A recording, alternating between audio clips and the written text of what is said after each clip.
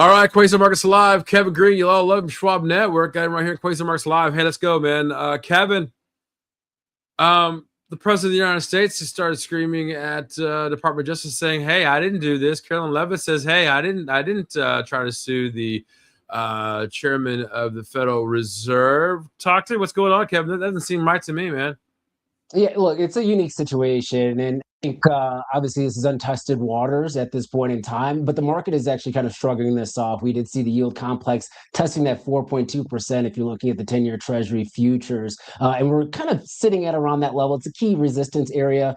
Technically speaking, would not be surprised if we kind of break above that 4.2, maybe even test 4.6 by during this year. But obviously, it's a very unique situation. But I think the market right now is pricing in the fact that it will take some time, not only when it comes to an investigation, but also bringing charges, going through the court and legal process that could take 6 months. It could take a year. It could take 2 years, Stephen. Similar to the Lisa Cook situation as well. Once again, very unique. We have seen that also being drawn out here over time, and the market kind of overlooks it at least for now. So I know that it's the video from Jerome Powell was very interesting. I saw that yesterday. It was very interesting, but I think the market for now is kind of discounting the fact that I don't want to say that it's not serious because I don't want to put it in that light, but I think they're discounting the time factor of any type of repercussions from what might be happening here on the legal front. Yeah, I think you're right. It's interesting when I look at it from the perspective of the DOJ. I mean, they just out of the blue, right, on the weekend, and the White House would call it "take out the trash," and this is not taking the trash. This is actually name calling, and this is a whole different ball of wax now when it comes to the Federal Reserve.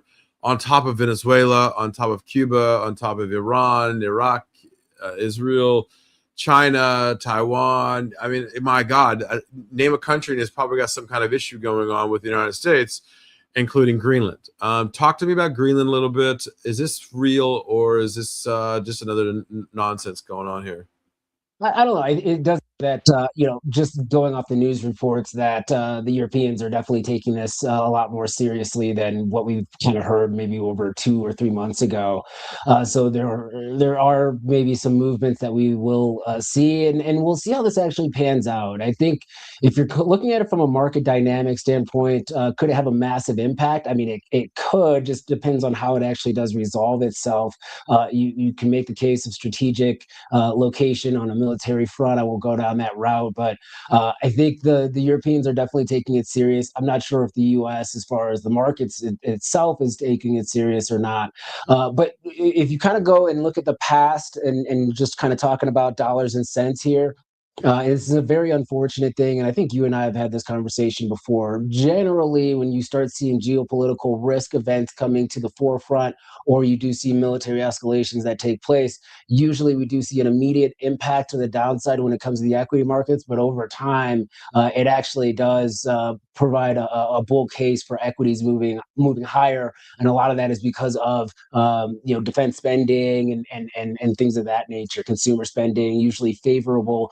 Fiscal policy also coincides with that. That's just a fact of history. Favorable monetary policy usually also coincides with military conflicts. I'm not saying it's the key thing that you want to have happen, but I just given the context that the market right now I think is discounting a lot of these items, and I think if you look at the S&P 500, Stephen, we do not do well when VIX is sitting at 14, 13 for too long. That's usually when we don't have really structural foundation or support for asset values. Usually we thrive when we have a little bit of uncertainty, climb that wall of worry, and then continue to move us to that next level. And unfortunately, from a political standpoint, you may like what's happening, you may not like what's happening, but from a trading standpoint, there's an equilibrium that you want to be able to watch for when it comes to volatility and the events around volatility that could give the market strength. Right, wrong, or indifferent morally. It's all about dollars and cents that we kind of talk about here. And I think that's continuing to be the reason why we see these dips, being bought. Yes, there is a problem. Maybe it's going to be resolved. People buy those dips, right? Tariffs, it was an issue. People buy those dips. Regional banking crisis, people bought those dips. It's just kind of a creature of a habit right now until something actually does break. We don't have anything that's fundamentally breaking at this point to really kind of Yeah, but slap you the know bullet what? on the hand here. Yeah, no, I totally get it, Kevin, and I understand it. And it, but if this was 10, 20 years ago and all these things were happening, the markets would be like, oh, hell no. Now they're just like, whatever, we're going to keep buying whatever is thrown at us because we're okay with it. And the market's fine. And that doesn't always pretend to be good, right? I mean, I've never seen a market like this in my entire life. Yeah, well, it depends on the landscape. When we talk about these markets, sometimes we bundle everything together and try to come up with some type of notion as to why markets are moving higher. And in fact, I had a DM from somebody I got to reach back out to. I know they're probably watching this, but they asked me the other day, like, why is the market making new all-time highs, giving all of these events that are taking place? It's because there's a lot of different areas of the market or pockets of the market that still actually have some very positive catalysts taking place right now. And if you're looking at it, 10, 20 years ago, if we had a situation like we have right now, you're right, Stephen, right? We would see probably a bigger event, at least for now. We would probably have an aggressive sell off in some fashion, especially when it comes to the treasury markets, looking at 10 years, 20s, 30s. The longer duration probably would have had a little bit more of an impact. We do have some treasury auctions taking place. Now, because of the event that occurred over the weekend and the fact that we had a 10-year auction today, which actually went pretty decent. Bid to cover was good. Yield was pretty much, for the most part, matching the when issued market, which is good. We'll have a 30-year auction, I believe, on Wednesday, if I'm not mistaken. But maybe let's look at the next one. The next one that kind of, once we start kind of having a lot of these news items, especially this one about the Fed, starts to bake in a tad bit, do we start seeing foreign buyers of treasuries starting to back out here a tad bit, pushing yields higher, right? That's going to be your main catalyst, or that's going to be your main telltale sign. But I think there's so many pockets of individual strength in this market that's providing cover for some other areas that may have weakness. And I just want to throw a couple of those out there. The industrial sector, we have talked about ad nauseum. Everybody is, Caterpillar doing a phenomenal job. Boeing, obviously, seeing some tailwinds. But if you look at some of these other companies, Deere and Co., it's stealth. It was a stealth mover last week, Wednesday, Thursday, Friday. Look at that chart. If you're looking at even, the material stocks, which are a very small portion of the S&P 500, but if the metals trade's going to work, if the commodity and the physical market trade is going to work, that's a sector that's going to provide a little bit of alpha. And then look at consumer staples. Today, strongest sector performer today. You see Costco moving to the upside, Walmart catching a bid because of some news, but you also maybe have some of this optimism that the Supreme Court could come out maybe on Wednesday. That's the next announcement. Maybe they come out and they strike down some of those tariffs, maybe not all of them, but some of them. And I think that's probably going to be a positive catalyst for a lot of these sectors that have been able to try to manage the tariff policy, but now might see a little bit of cover there. And I think that type of positive catalyst, the start of the year, the rotation that's taking place, selling out of tech in certain pockets, getting into, once again, industrials, consumer stable, that rotation is giving us the foundation and the sticking power for us to stay at these levels. And I think that power itself for today and maybe for tomorrow and maybe the next day is enough to try to hold this whole thing together while we have some of the other news items, the flashy news items kind of play in the background. Yeah, and I That's how and I I kind of everything to look at materials not too long ago, and I moved everything to international not too long ago as well.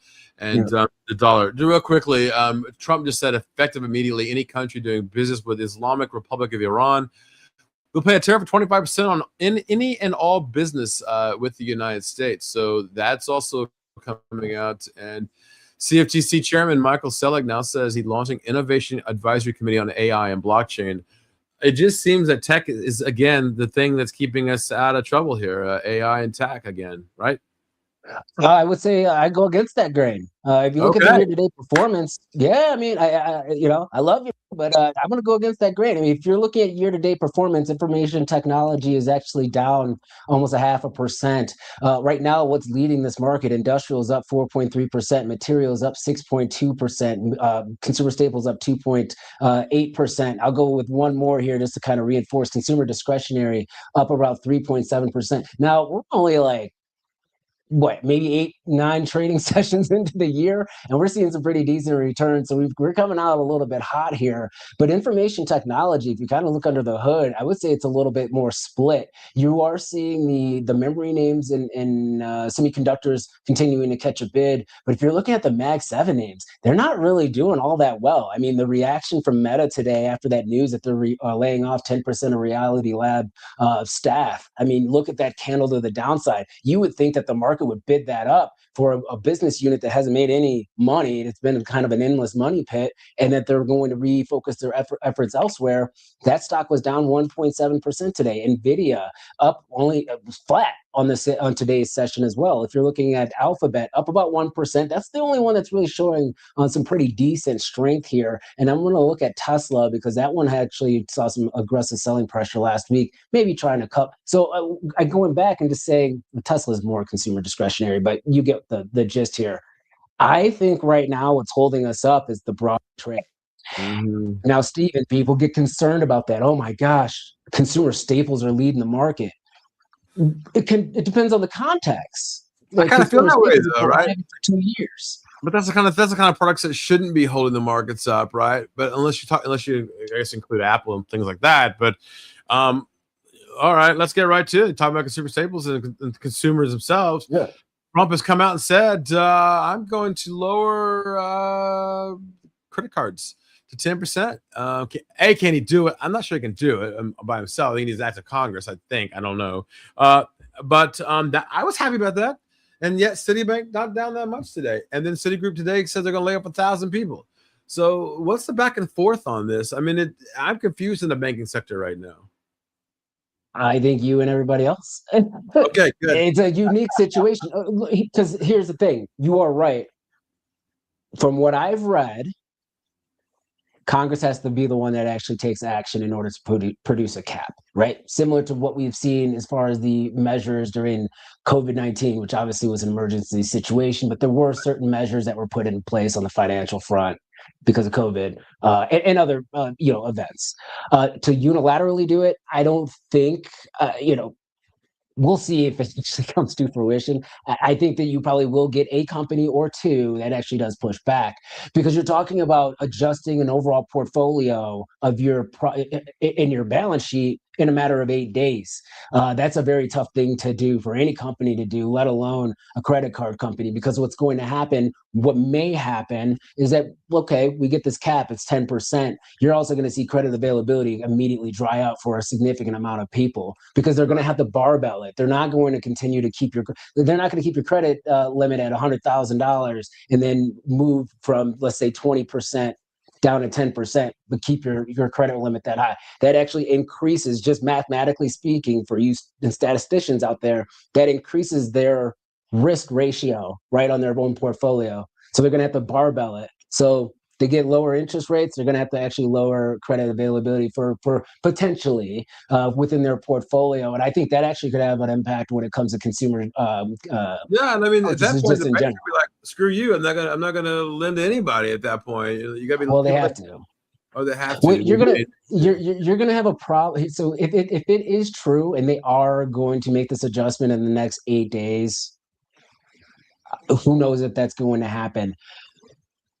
When you're looking at the credit markets in general, we have to be everything is securitized.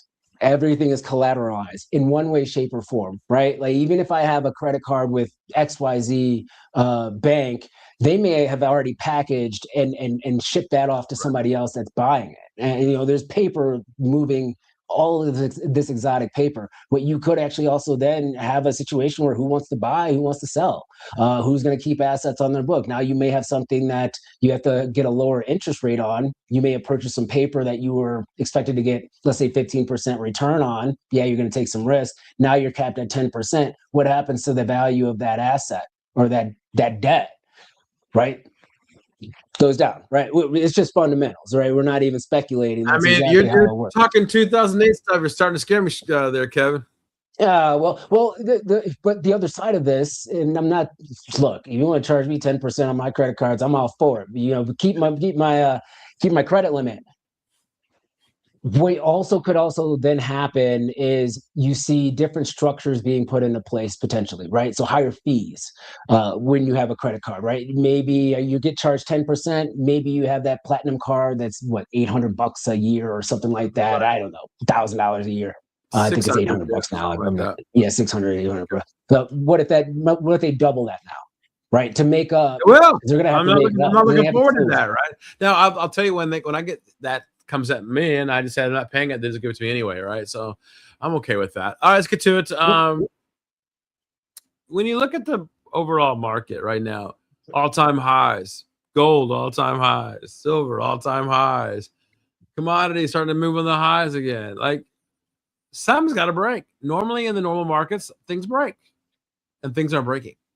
If something were to break, what do you think is the telltale sign that people should look at and go, okay, I need to get the hell out of this thing. This thing is starting to scare me, but you don't see that yet. What is it that you're looking for that might go, you know what? This is not the market I want to be in. I started going to cash on Friday, Thursday and Friday, I already did.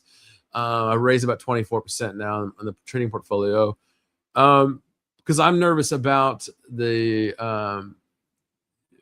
more boots on the ground, more troops, and more Cuba being next. And what's the thing that I don't know? The black swan behind the left door, right? What is it that's bothering you that could really get to you? That I got to get the hell out of this market.